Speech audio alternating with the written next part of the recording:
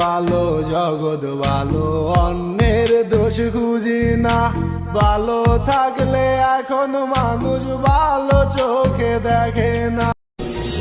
আশায় আশায় রাইখা পিলিয়া দিল রে ধোকা, পিলিয়ার নিখুঁত অভিনয়ে হইলাম রে বোকা।